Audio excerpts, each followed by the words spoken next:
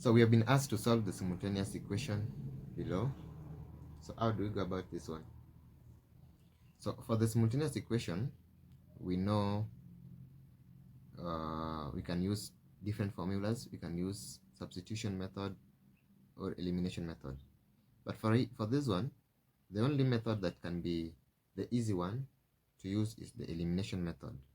So we have the first equation, 2x minus y is equal to 3. So we can make one subject of the formula. We can make x the subject of the formula, or y the subject of the formula.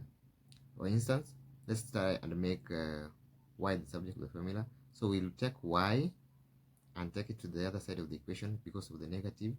So and bring 3 to this other side of the equation. So we have 2x minus 3. 3 when 3 comes to the other side of the equation will be negative 3. Negative 3 is equal to, now y will cross to the other side of the equation, which will be y. So we have y is equal to 2x minus 3. So that's the equation for y. So we can press y to the second equation now. So for us to solve the second equation, so we can say x squared minus x into y, which is now 2x minus 3. Minus 3 is equal to negative 4. It's equal to negative 4. Now we can open the bracket. So we have x squared minus x times 2x will be 2x squared minus 3. So minus x times minus 3 will be positive 3x is equal to negative 4. So we can add. So x squared minus 2x will be negative x squared plus 3x minus 4 plus 4. When 4 comes to the other side of the equation, to this side of the equation, b plus 4 is equal to 0. You can remove the negative here by dividing everything by negative 1. So that we can have x squared plus 3x, not plus, will be minus. So we'll have x squared minus 3x minus 4 is equivalent to 0.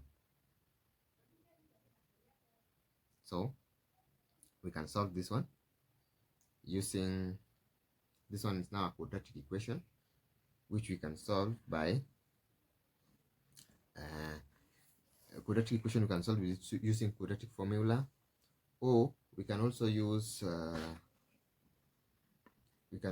what, the elimination method. We can also use this method. Let's do it. So we can have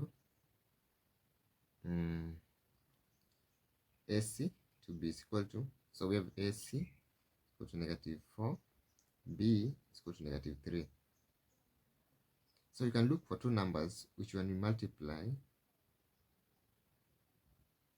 we get negative 4, and two numbers, and when we add we get negative 3. So two numbers can be 4 and 1, because 4 times 1 is 4. But when we have negative 4 here, so that we have negative 4 times 4 is negative 4. And then at the same time, when we add negative 4 plus 1 is negative 3. So we can factor. So we have x squared plus 1x will be x. So we replace by x minus 4x minus 4 is equal to 0.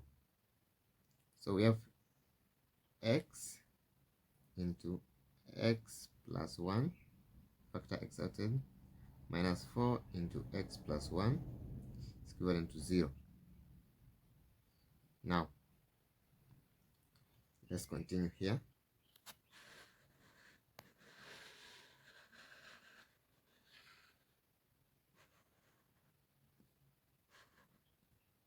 So we have now x minus 4